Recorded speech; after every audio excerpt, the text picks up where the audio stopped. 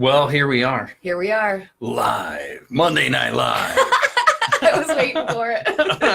There, I did it for Kate. Monday Night Live. Monday Night Live. Well, welcome everybody. It's Monday Night Live with Kate and Dean. Yes, hi guys. Oh. So we are excited to have you on Facebook and Instagram tonight.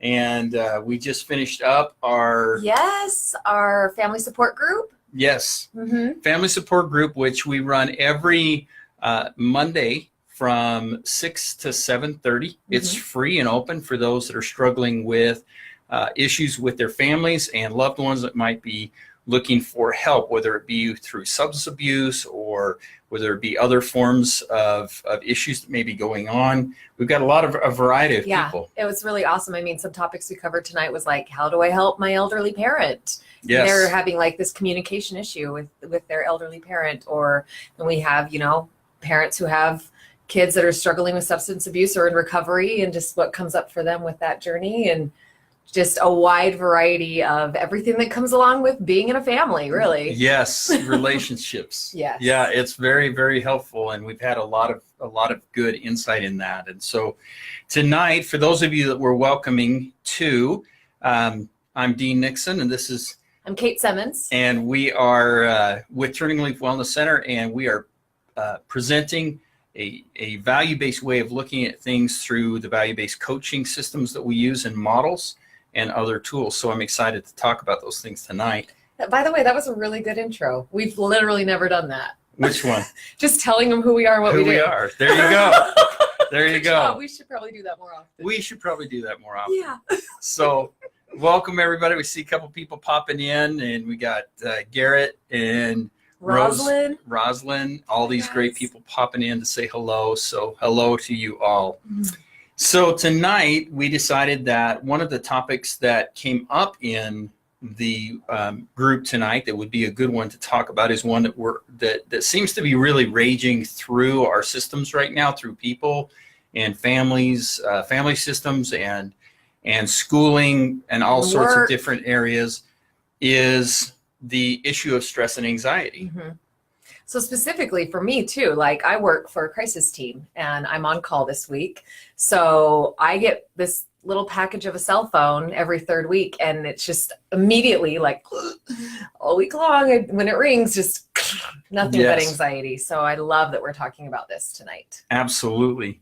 It is an important topic for us. And one of the things that we need to recognize when it comes to anxiety is we all experience it differently. A lot of people experience it differently. Some people struggle with anxiety in a way that they become immobilized. We have some people that will just get knots in their stomach. Some people will get just sweat, just profusely sweating. And it's a real thing. It's a thing that we're struggling with. And so one of the first things is to understand where anxiety comes from. How is it? So then if it does look so differently for everybody, and I think that's like life, right? Like we're all super different. And so it's going to like show up for us differently. How is it that we can then, or how would you steer people to recognizing that it is an anxiety, that's what's happening for them? Sometimes people, they don't understand, what am I feeling? And especially when we start to think it's physical. And a lot of times people will be going to the doctors and they'll be, what's going on with me? I don't know what's going on. I can't control my heart rate. I can't control all these other things. And doctors a lot of times are very good at diagnosing and saying, this is an anxiety issue. Sometimes they'll prescribe a medication for it. But really one of the things that we have to do is understand, again, where it comes from, and then some solutions that we can create on our own. So I don't know if that answered your question fully, but it does look different to everybody. One of the ways to know, is this anxiety, is where does it come from? So where anxiety comes from is it comes from hanging or worrying about or projecting ourselves into the future. So when we're thinking about the future, obsessing about the future, when we're trying to figure the future out, is where the majority of anxiety comes from. Depression will always come from hanging on to the past or living in the past or lamenting over the past. So depression and anxiety oftentimes comes from us not living in ourselves and being in our own space. Okay. So a lot of times we'll be, oh my gosh, what's the future going to bring? How am I going to deal with this? So then we'll visit the past to try and combat the anxiety. So we'll go, well, what happened before and what happened here and what happened there? And a lot of times that just makes it worse, because the depression or the hurt or the pain from the past will cause us to fear the future even more. And so that's where a lot of anxiety comes from, is the fear of the future. I guess too, if your experience in the past has been like, I don't feel like I handled that very well, or I don't really feel like I've got the skill set to be able to do that, because I look back and I say, oh, I didn't really do it great then. Then that would, like you're saying, just create more anxiety. Absolutely. Yeah, I see that happen a lot. We as humans, we will spin ourselves into knots, and we will work ourselves into these just big froths and balls of anxiety. That's usually when we reach to other things to medicate it. Okay. And that's where a lot of times we tap into drugs and alcohol. We tap into work or exercise, Cold Stone. Hey, we keep making plugs for these places. You know, Subway. We're charging you. We're getting these guys up. We need like sponsorship. Yes, we do. Right, NASCAR, Cold Stone. But we hit up all these different ways of avoiding that emotional discomfort. We try to numb out from it. Mm-hmm. So food, sex, Candy Crush, shopping, all these different ways, rather than literally coping with it within ourselves. So then I guess that's the next question, like, how do you cope with anxiety? What are some really good tools that people can use in order to be able to manage that? Some of the best tools that we can work on is working on mindfulness exercises. So things that bring us into the now. And that can be very different for everybody. Everybody mm-hmm. has a different way of doing it, and a lot of ways that we process. But some of the common ways of doing it without, one of the best things to do is to sit down with somebody. For example, if somebody came in and was able to sit down with me, I could give them specific tools for them. But in general, if I generalize it, meditation is a great tool.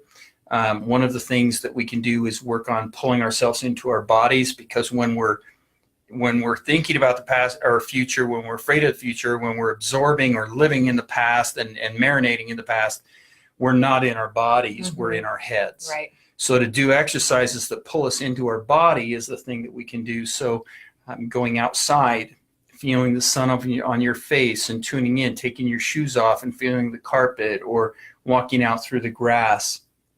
These are some of the simple mm-hmm. pieces, as well as meditation itself, which is, most people think about meditation being some formal, something formal, and it can be. There are types of meditation that can be formal, but there can also be a simple meditation of, jogging. I've seen people use that rhythm that they get into, just running and jogging will create a meditative state, or doing a repetitive movement, or just sitting quietly and listening to the sound of birds and the sound of humming, or things of that nature. Mm-hmm. There's a lot of great apps, by the way. Well, you and I kind of went over some of this stuff in one of my life coaching sessions with you a few months ago. And the suggestion you gave me was from one of the 8 coping skills from the Key also, which was focus. Yes. So like if I start to ruminate on something that gives me anxiety, to shift my mental focus. And the thing that you and I came up with was like, I'm looking to try to get into a new living space. So what do I want that to look like, and start to create that for myself instead of spinning out on whatever that was causing me anxiety. Yes. And that could be a form of meditation too, right? Like it can. Just visualizing something different, or, I mean, for lack of a better word, kind of daydream about what you want to create. Yes, how you want things to be different. Mm-hmm. And we can do that as long as it doesn't push us too far into the future where we're more anxious. Gotcha. So if I'm like, oh gosh, I really want, that can be, I love the example you're giving is dead on, is if I can work on meditating on a space I want to create, that may work for me, but for somebody else, it may create more anxiety. So that is a tool, refocusing. But also one of the other things that we can do for anxiety to refocus is to refocus from what we're afraid is going to happen to what is where we are right now. And bringing ourselves into that safe space that we're in currently. Gotcha. And that can be a huge benefit for us in overcoming and letting go of that anxiety. One of the other things that is a great thing is for those of you that have a hard time hanging on to and obsessing over things, sometimes working on a puzzle or a riddle or something that you can really work to pull apart. So the brain wants to work on something, so you give it something healthy to work on rather than giving it this other stuff. Gotcha. So one of the things I love is to use the meditation of the Tao Te Ching. It is Zen. That's a way of thinking, a Zen way of thinking. And the Tao Te Ching they are little poem riddles, and it gives the brain the ability to start to pull it apart and meditate on what the meaning is and how it applies to you. Zen, by the way, is not a religion. It is a form of thinking. If it were a religion, it would cease to be Zen. So it's not, it may come from, have its roots in other religious belief systems, but it's not a religion. So it's a way of giving your brain something to chew on. I love that. So just would even like coloring in mandalas, is that why that works? That's why that works. Okay. That's another way to really help focus. The key is that when you're in that space, when you're drawing, that you're not allowing your mind to continue to obsess, that you're not clicking into autopilot and drawing, that you're just literally getting into the colors and you're getting into those things. That's where some people, I love it. I've had some clients that have used the markers that have smells. Oh, it's Scentsy. You know, like another plug. But I love those markers. The markers they have, like you can get them there like blueberry or something.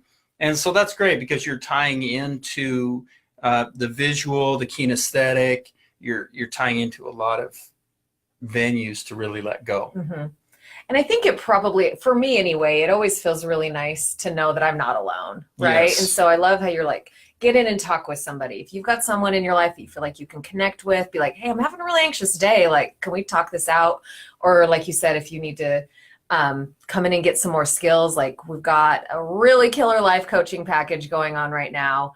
Should we tell them about it? Do. Okay. So if you want to buy, it's 4 sessions. So if you pay for 4 sessions up front, you get 1 for free. So you're really buying 3 and then you get the 4th one free. Right. And so that total package would be $360. And then if you pay for 2 sessions up front, you get 25% off. So it's $180 because the math. Do the math. Do the math. And then, but if you want to pay for 4 sessions, but do it on a payment plan. Which then, we've had a lot of people that have requested that. The payment plan option. Yeah, because sometimes that's a hard thing to bite off for some people. Absolutely. And so we have payment plan options. So the 4 sessions would be $480. And then you just get on a payment plan to be able to chunk away at that. And like we've kind of talked about in the past, like 4 sessions is kind of that minimal sweet spot, right? Yes. Yeah. When it comes to working with individuals, really sitting down in one take is not the most effective. We can get a lot done and we can really learn a lot. The problem is that there's no accountability. Then you sit down, somebody helps you, you work through it. Now, here's the thing though. I always encourage people to shop. You know, like when it comes to looking for a life coach or a therapist, it's important to shop around. Make sure that you're looking for somebody that fits your personality or fits your belief system. Don't be afraid to go in and see 2 or 3 people trying to figure out who's going to fit. Now, I'm not talking about like shopping and getting to the person that tells you what you want to hear shopping. Right. I'm not talking about that kind of shopping. That's not a good, healthy direction. Right. I'm talking about, finding a fit. But once I love that you call it a fit, because that's what I tell people too. Like finding your fit is like finding a good pair of shoes. Like when it works, it just works. Like It's like a glove, right? So I love that you said a fit, because that resonates with me. That resonates. So it's one of those, finding a fit with a life coach or a therapist, person that you feel connected to, like, yeah, I can relate to that person, and they get me, or they have the skill set or tools you're looking for. And when you find that person, you need to give them a good 3 or 4. 4 is the best. Yeah. 4 is the sweet spot, as I've shared with you, sessions, because if you're just doing 1 session and leaving, no accountability. 2 sessions, you're just barely starting to pull the pieces apart. 3 sessions, you're pulling the pieces apart. There's some accountability, but by the time you get to the 4th session, that's when the real stuff starts to bubble up. That's when the real, okay, that makes sense. The other thing is, you always want to make sure that you're leaving with something in hand, a challenge, some direction, some insight. And so that's important. So we've got a couple questions. Good. So anxiety. Brooks says, can you spell that, please? I think that's the Tao Te Ching. And what we'll do is we'll put that in the reference under the video of how to get that or where to find that. Another question. Oh, where do I learn more about Zen? Yes, from Nixie. Nixie. You gotta love Instagram and their clever names. And right? very clever. I know that person very, very well. Oh, good. Yeah, that's my sweet daughter. Where you can find out more about Zen, first of all, is find people that understand it and know about it. But also, there's a lot of good resources out there that you can go on Amazon Prime and type in Zen, and you can bring up a lot of different models and modalities. Let's see if I can, if you keep him entertained, okay. Listen, keep the camera. I can be the dancing monkey. That's no problem. While he's looking, if you have anxieties about parenting, we do also have a value-based parenting workshop coming up. Oh, correct. Yes. And as shameless plug for our Friday at 5, our live at 5, we're going to be doing some cool stuff with that value-based parenting. So yes, join us Friday at 5. Tune in. You're back. I'm back. Look at me. I'm back. So here's the Tao Te Ching. This is my pocket sized. And the Tao Te Ching, there's a little bit more for Facebook. A little bit more. There we go. Facebook is, I've got to go higher. But, and so, and it's, look, it's in front of me. Ooh, now it's in front of you. There you go. So, a bunch of clowns. But there's other sources that talk on Zen. There's different translations. I love the Lao Tzu, who I think is one that I really enjoy his style. But there's a lot of different ones out there. So can probably similarly to finding a the clinician, therapist, yep, life or coach. a life coach, yep. Glove. Yeah. Get like a glove fit. Yes. So those are some things that we can do to really help with the anxiety. Oh, we got a laughing face. Yes. That's even better. So be looking for a way to resolve the anxiety. Remember, anxiety is because we are living too far in the future and we're worried about it and we're living in it. Depression is coming from being in the past, and we've got to learn to be present and to be congruent within ourselves. Love it. Okay. We'll see you Friday. See you Friday. Friday for Live at 5. Live at 5. And the special announcement that Kate will be making, I'm super excited. She's got some great ideas for everybody. So again, thank you, everybody. Yes. Thank you for your questions. And we appreciate all of your input and insights and people showing up and sharing. Please, if you want to help us get into a broader audience, the more you like and share, the more people we reach. The more eyes we see. Share the love, you guys. Live at 5. Garrett says live at 5. Woo! I'm squinting to read. That's bad. All right. Hey, have a great Everybody week. Have a great week. Bye. Bye.